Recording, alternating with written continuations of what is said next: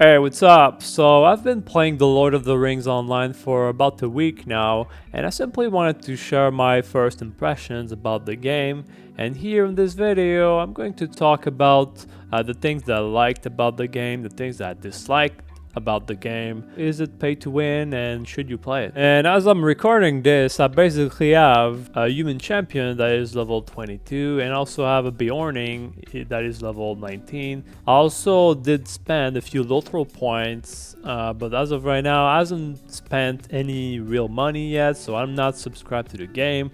And so this review here is obviously based on that experience alone. And one important thing to note here is that I did stream my gameplay, I did stream my video game here, and because of that I did get some help and advices from more experienced players, and so that could differ from maybe the average player. So first of all, what exactly is The Lord of the Rings Online? And LOTRO is an MMORPG developed by Standing Stones Game that was initially launched in 2007, and basically, as the name says, it's basically taking place in the Middle-earth universe by the work of Tolkien during the time of The Lord of the Rings. And as of today in 2024, they released many expansions and quest packs over all these years.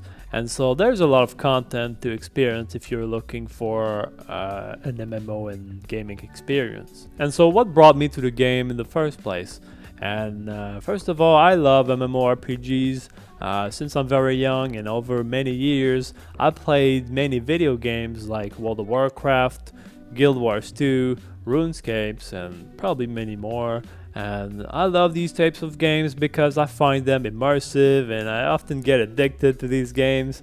And I just think that there's a lots of interesting things to do. And quite frankly, up till very recently, I never really knew about The Lord of the Rings Online. But recently, there are a few elements that brought me to LOTRO. And the first thing is that I wanted to try a new game, and preferably an MMO that I haven't played before. And so I simply wanted to try something new.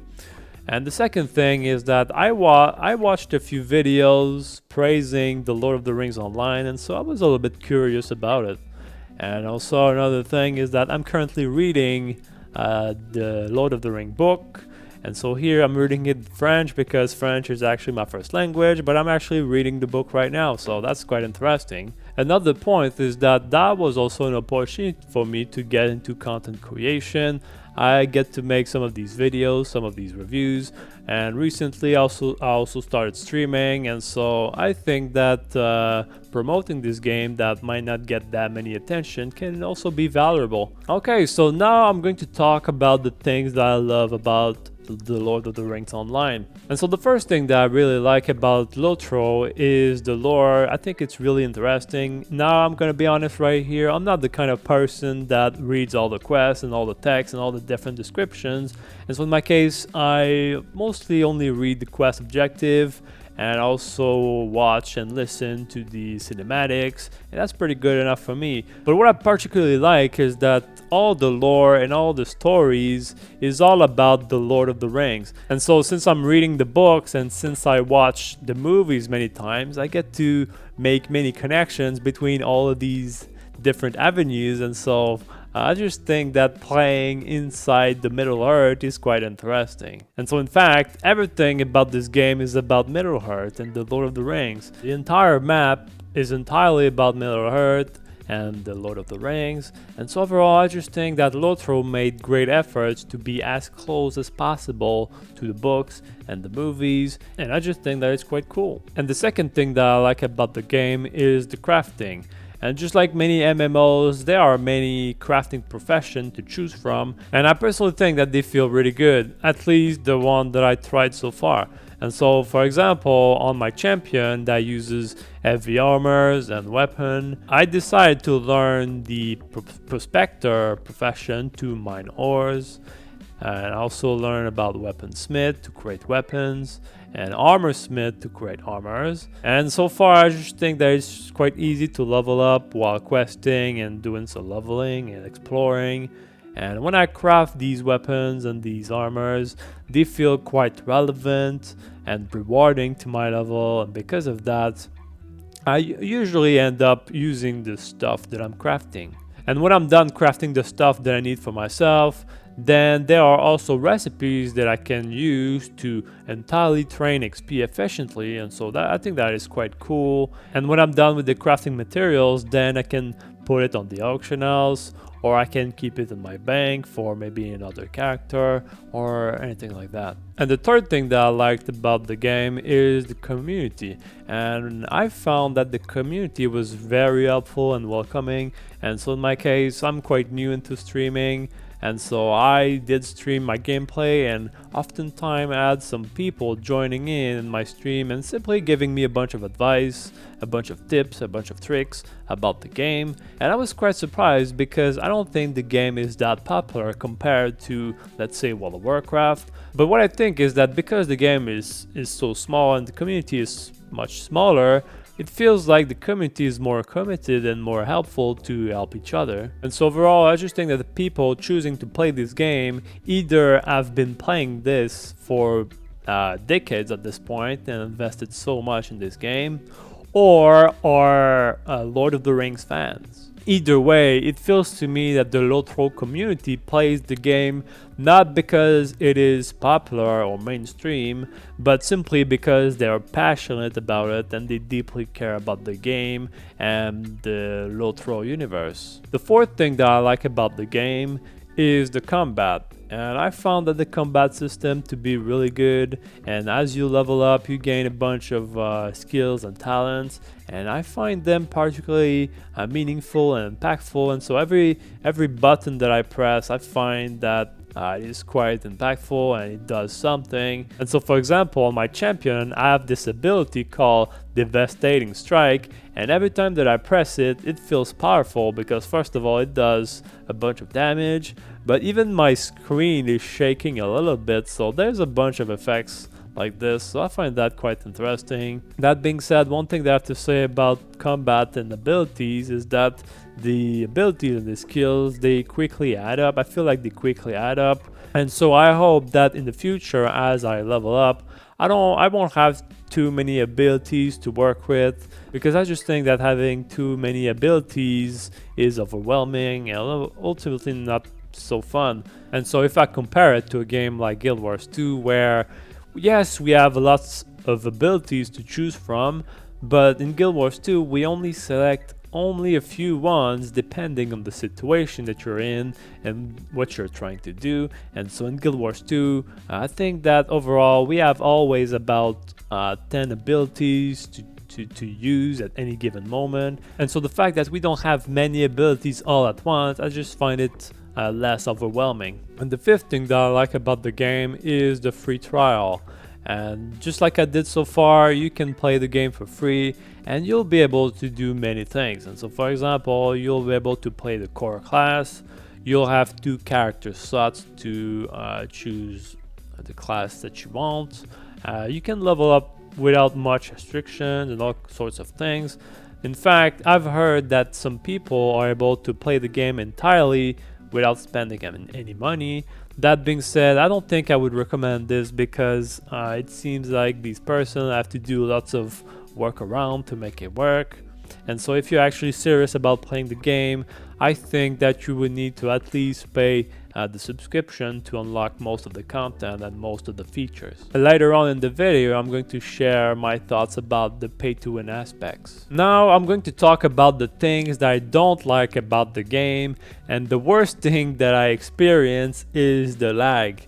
And the Lord of the Rings, at least what I experience, has a bunch of lags. And so for example, when you enter a new zone, or when you level up, or when you go through some doors, or even out of nowhere, you will experience lag. And so the worst thing for me is that every time that I level up, I experience some sort of huge freeze. And so for a few seconds, I'm not able to do anything because it's completely frozen. And in the beginning, I would literally freak out because sometimes I'm leveling up while in combat, while I'm fighting something, and I would literally not understand what's happening. And so I'm in the fight, and then there's a huge lag, and so that's not so good. And now when I get a huge lag, my first thought is to always look at my XP bar to see if I'm actually leveling, and oftentimes when I'm lagging, it's usually because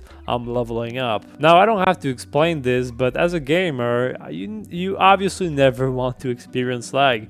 It's simply not fun. And I value a good internet connection, and I pay good money to my internet provider so that I don't have any lag. And especially when you're playing an online game, I think that it is completely unacceptable to have bad servers and to experience lag on a regular basis. And I simply can't take seriously an online game with lags. That being said, LOTRO recently released new legendary servers that are supposed to be better. Now, I can't speak for them since they are only reserved for paid VIP subscribers, which I'm not, but hopefully they bring this new technology to all the other servers to remove all the lags. Another obvious con is the graphics, and the game obviously looks and feels a little bit outdated, and there's not much to say, you just have to look at it. And I think that in 2024, video games are popular and new ones are being released every day with amazing graphics. And even the modern version of World of Warcraft, which is technically an old game, they updated their graphics many times over the years. But you see, if you go back in time, World of Warcraft used to look like shit as well. Now, I don't think that graphics are everything. And so, for example, there's RuneScape, and the old school RuneScape version of the game, which has really bad graphics, is still more popular than the more modern version of RuneScape. And old school RuneScape feels old and pixelated, and it's made on purpose. It's made on purpose and people love it. So I don't think that graphics is everything. And even today, lots of people still prefer to play World of Warcraft Classic over World of Warcraft Retail, meaning that they all have the older graphics. And so that says something as well. So I do think that graphics make a game more attractive, but I think there's more to it than just graphics. And so ultimately, I think that graphics are quite superficial because it's only like the appearance. And I think that the core fundamentals still have to be on point, and the game still has to be good. Like the story has to be good. Now, a bit related to graphics, playing my character sometimes feels square and clunky.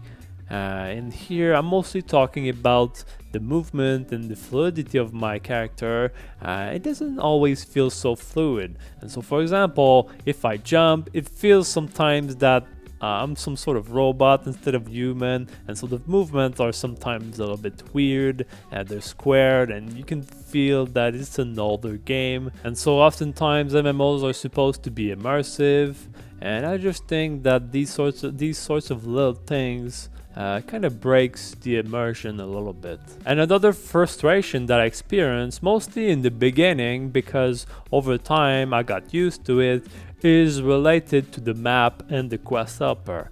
Now, I do think that the map and the quests independently are perfectly fine, but what I really want to talk about is the relationship between the map and the quest, which I find terrible. I think the map quest helper is confusing, it lacks information, and the quest panel is always in the way. And so let's break it down into multiple points. And so the first thing I'm going to talk about is the quest panel.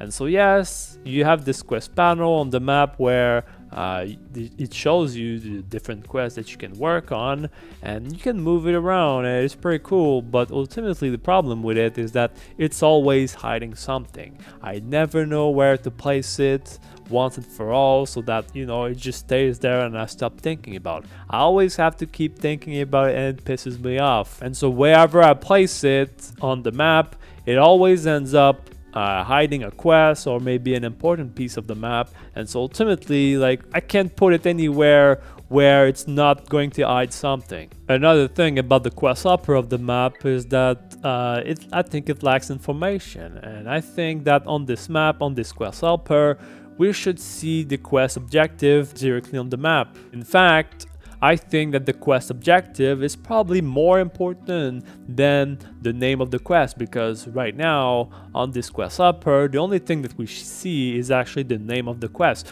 But the name of the quest doesn't say anything. I don't care about the name of the quest. I only care about what I need to do. And now, to understand what I need to do, I need to figure out the quest that I'm currently working on, take its name, and then go back into the quest log to figure out the quest objective. And so it's not good. I don't think that it's good. And so ultimately, I just feel like I'm wasting time. And so ultimately, what I would love to see instead is the quest objective. I would love to see the quest objective on the map. And finally, I just think that the map quests up are to be very confusing. I don't care about the different colors. I don't care about the different rings or whatever that is. And I just find that the more quests that I have, the more confusing that's gonna be. And so sometimes what I have to do is that I basically have to remove all the quests that I don't want, so that I can just stick to the quest that I want to do, and then I just do that quest and nothing else. And so ultimately, I just think that the quest upper and the map is just not a so great experience. I mean, you get used to it over time, but I just think that it lacks information and it's confusing, and that's pretty much it. And if you compare it to, let's say, World of Warcraft, where in World of Warcraft, if you open the map, you literally have a dedicated quest log on the side, and it's clean. There's no fancy colors, there's no fancy icon. It doesn't hide anything because it's actually on the side here, and then if you select the quest, you can see exactly where this is, and you can also see the objective. You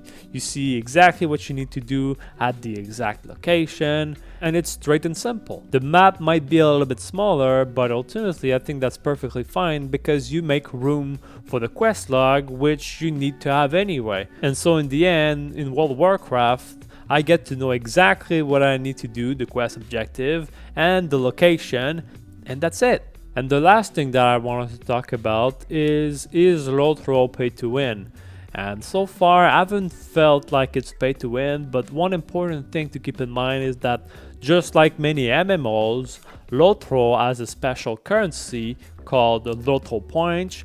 And basically LOTRO points are used to purchase items and upgrades from the LOTRO store, and so it has an in-game store, and so it is possible to obtain these LOTRO points while playing the game, even with a free-to-play account. But if you're relatively serious about the game, you will quickly find some limitation. And so, for example, if you want to use the fast travel system, or if you want to use the auction house, or if you want to have more than 2 character slots, then you will either need to pay the VIP membership or spend some LOTRO points to unlock them.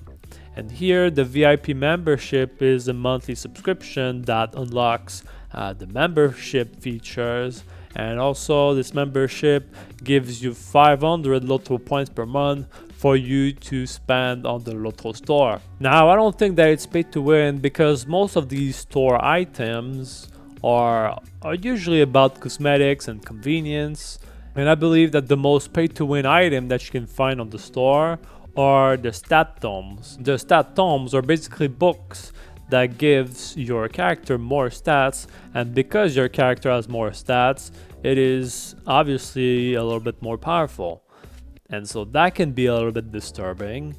But that being said, you can also purchase these tomes using gold on the auction house, and so you don't have to purchase them on the store. You can purchase them on the auction house, and there's also a cap on the number of tomes that you can use, and so I don't know so far, but maybe it's not that bad. Overall, I do believe that the Lord of the Rings Online is a good MMO, and I think that it's a good game. It feels a little bit outdated, but I do believe that the fundamental core of the game to be good, and it's not too pay to win. I mean, it's a little bit, but I think it's still fine. And I think that the people that are playing this game are either deeply invested and have been playing this game for decades at this point, or are big fans of the Lord of the Rings lore and stories. And my breaking point here is mostly related to the lags. I think that it's completely unacceptable to have an online game with lags. It should not exist. And so we'll see in the future if I decided to play longer, maybe with a paid membership. But for now, that's pretty much it for this video, and I hope that this video was helpful to you. If this video was valuable to you, you could consider liking this video and subscribing to my channel. And if you have any thoughts or comments, you can leave them below because I will answer everything. And you can also join me on my stream if you want to see what's happening. And that's pretty much it. Peace.